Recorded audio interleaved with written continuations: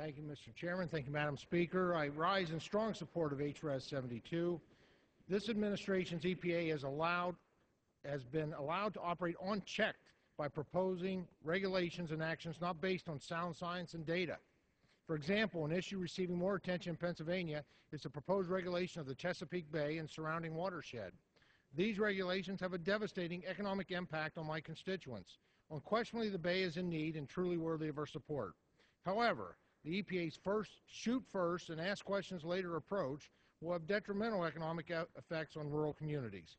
The EPA, through a presidential executive order, has created a federal backstop for watershed implementation plans, commonly known as WIPs.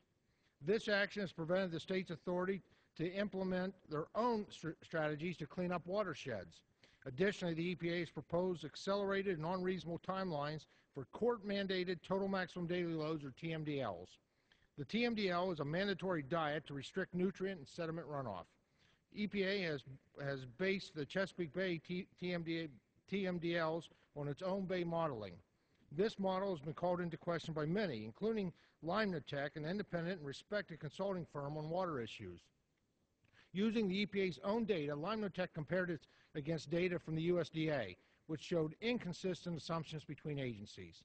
The head of the USDA's Natural Resource Conservation Service has recently gone as far as to say that the EPA's data on conservation practice is erroneous. Agriculture is not receiving the credit it deserves towards reducing nutrient and sediment runoff. Yet the EPA is forcing the Bay states to move forward on accelerated mandates using the agency's flawed Bay model and limited feedback from the public and stakeholders. Although the EPA unfortunately has not performed any kind of economic analysis of TMDL, continuing on this path will undoubtedly cause severe economic impact on producers and rural communities. For example, the Commonwealth of Virginia estimates it will cost $4,665 per taxpayer to meet the TMDL requirements.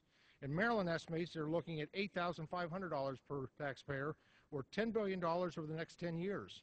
This is simply a fundamental difference between the approach of the Agriculture Committee and the strategy of this administration. The goal is the same, the vitality and health of Chesapeake Bay, but the methods of achieving these goals could not be more different. The 2008 Farm Bill provided incentive-based aid for farmers and ranchers to provide management practices which would have a direct result of improving water quality. But the administration simply does not want to give the time for these programs to work.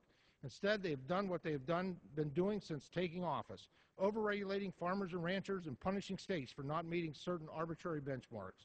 Rural America cannot afford for the EPA to continue this arbitrary regulation and not recognize current conservation efforts. I strongly believe that we need to hit the pause button on the TMDLs and first perform a study on the progress already being made on Chesapeake through existing efforts already being employed. And I'm proud of the fact that the farmers are taking real action on the ground every day to improve water quality in the Chesapeake Bay region across the country. And I yield back. Thank you, Madam Speaker.